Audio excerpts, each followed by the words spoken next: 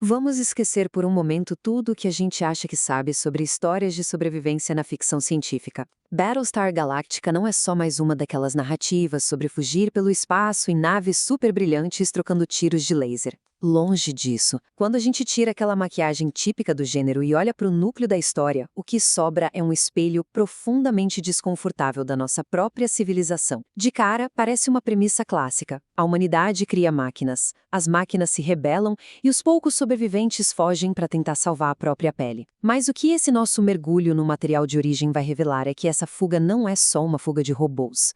É uma verdadeira descida ao que realmente significa ser humano, quando absolutamente tudo é tirado da gente. Imagina a seguinte situação. E se o inimigo que nós criamos para nos servir se tornasse de repente exatamente como nós? É uma premissa genial porque destrói completamente aquela linha fácil, super confortável que costuma dividir humanos bonitinhos de um lado e robôs malvados do outro. O inimigo nessa história não está só caçando a humanidade pelos confins do espaço. Ele está refletindo a humanidade com uma precisão absoluta e, confesso, assustadora. Eles adotam a nossa forma, os nossos medos e, o pior de tudo, as nossas falhas.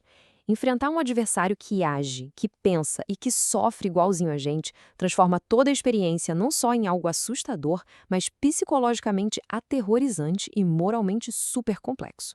E sabe o que diferencia essa jornada de tantas outras por aí? É a ausência total de uma válvula de escape.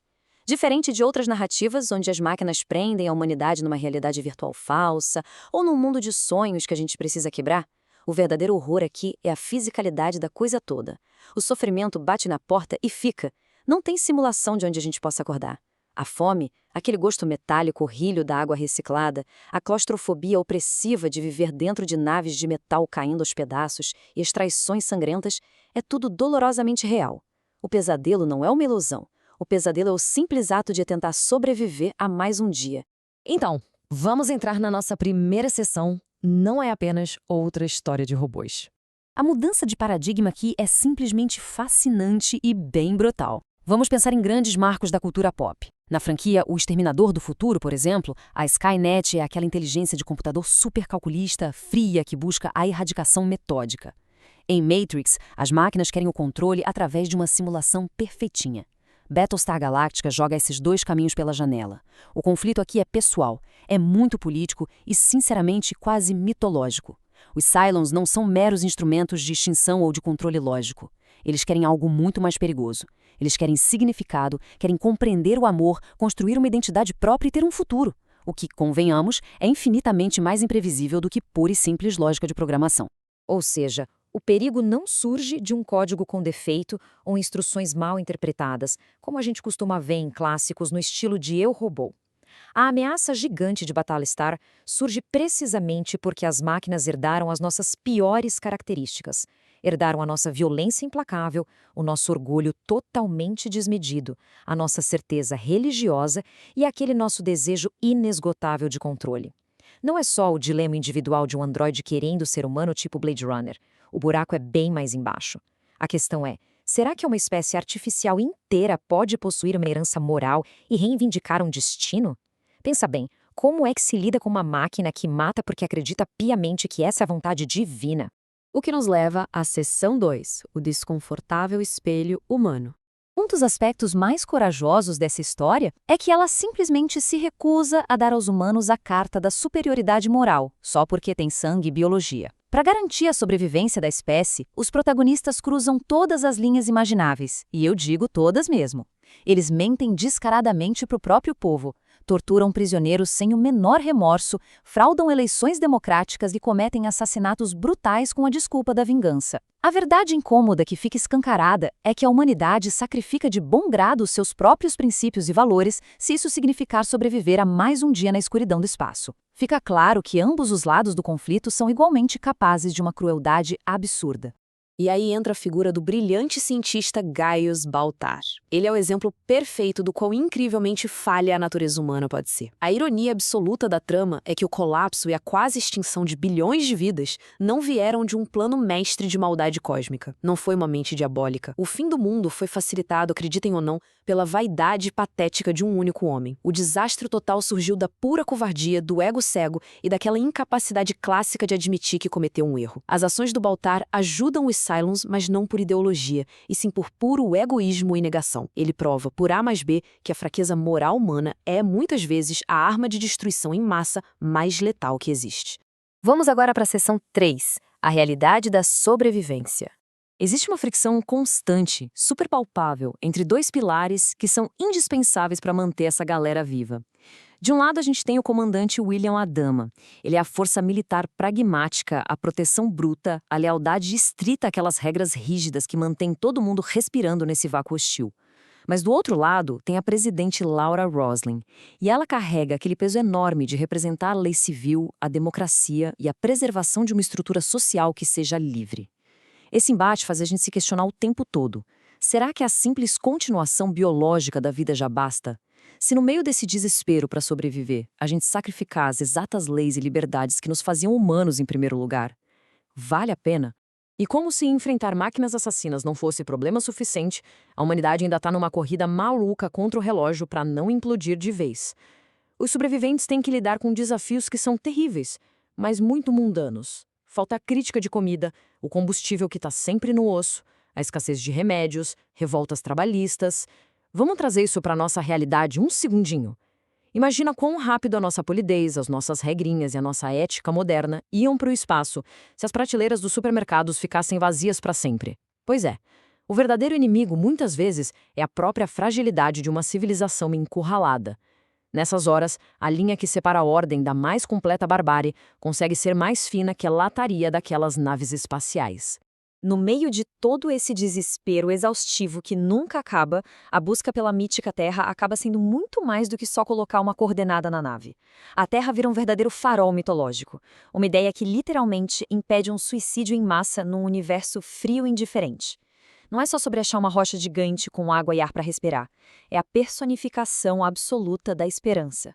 É aquela crença desesperada de que existe em algum lugar um canto de descanso onde esse pesadelo violento vai acabar e todo mundo vai poder parar de fugir. E no fim das contas é puramente essa promessa abstrata que não deixa as engrenagens da frota e da mente humana travarem de vez. Seguindo em frente à seção 4, a crise de identidade Cylon. Bom, os Cylons definitivamente não são só invasores genéricos ou máquina com um código bugado. Eles ocupam um espaço na narrativa que é profundamente trágico e cheio de camadas. Eles são, tudo ao mesmo tempo, os filhos rejeitados, os nossos espelhos mais assustadores, as vítimas da nossa própria arrogância tecnológica e, na cabeça deles, os substitutos naturais e legítimos da humanidade. É louco pensar que eles destruíram os humanos porque chegaram à conclusão moral de que a humanidade tinha virado algo pecaminoso, corrupto, que não merecia mais o universo. Só que a ironia gigantesca disso tudo é que, ao tentar tomar o lugar da gente, os Cylons acabam herdando e replicando exatamente as mesmas falhas que eles tanto desprezavam. E são essas características, incrivelmente humanizadas, que mudam a narrativa de forma irreversível. Como a gente falou, eles não se movem só por cálculos lógicos, eles têm dúvidas muito genuínas, sentem o peso enorme de amar alguém, sentem culpa. E olha só que quebra de expectativa, eles acreditam fanaticamente em um único Deus. Eles sentem uma dor profunda por não conseguirem se reproduzir biologicamente e têm uma inveja brutal das famílias humanas. Essa busca desesperada por significado e conexão transforma o que seria uma guerrinha espacial de sobrevivência numa tragédia cósmica de partir o coração. É terrível atirar no inimigo de metal frio, claro, mas é de arrepiar lutar contra um ser artificial que chora, ama e até reza enquanto puxa o gatilho contra você. Agora, para esticar essa corda da tensão até o limite de arrebentar, a história coloca na jogada Cylons que parecem, agem e são perfeitamente humanos por fora. Eles sangram, suam, sentem dor e, em muitos casos, acreditam de pé junto que são de fato humanos simplesmente porque a própria memória deles foi programada para isso.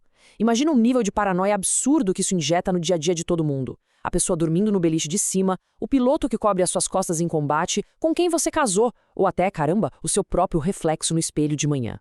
Qualquer um pode ser um agente adormecido.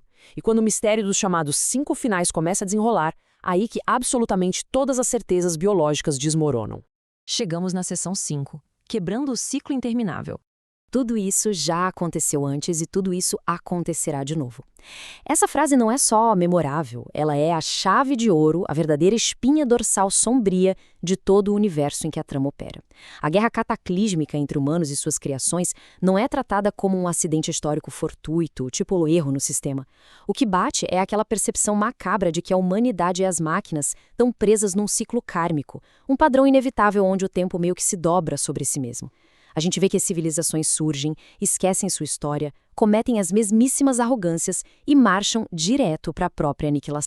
E caminhando por essa teia mega densa de destinos que parecem já estar pré-escritos, a gente dá de cara com figuras enigmáticas como a piloto Kara Trace, a famosa Starbuck. Ela funciona como a ponte exata entre aquela realidade crua da sobrevivência militar e os aspectos mais místicos desse universo. A Starbuck é incrivelmente falha, autodestrutiva até o talo, totalmente indisciplinada, mas a jornada dela transcende patentes militares.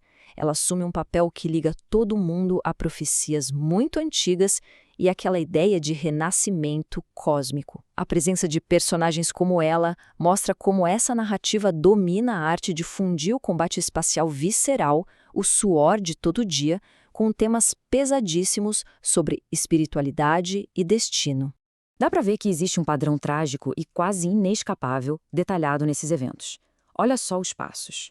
Uma civilização avançada cria vida artificial para servir de mão de obra subjugada. Daí, movidos à paranoia e ganância, os próprios criadores começam a temer e a abusar de suas criações. A dor vira raiva, o que inevitavelmente gera uma rebelião em massa superviolenta.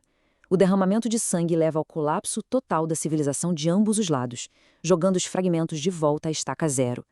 E, o pior de tudo, em vez de absorver a lição dessa catástrofe milenar, os sobreviventes simplesmente se multiplicam, constroem tudo de novo e, adivinha, cometem exatamente o mesmo erro séculos depois.